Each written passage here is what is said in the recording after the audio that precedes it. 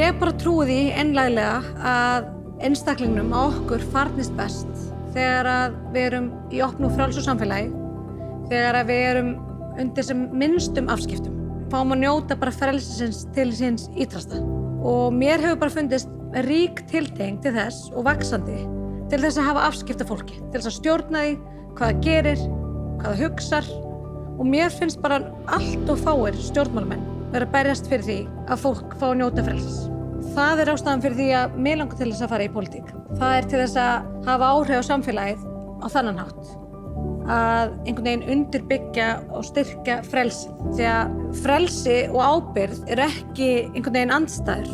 Bara alls ekki. Heldur er þar einhvern veginn tvær hliðar á sama teningnum og svona undirstaða í samfélaginu sem við búum í. Samfélaginu sem við viljum búa í.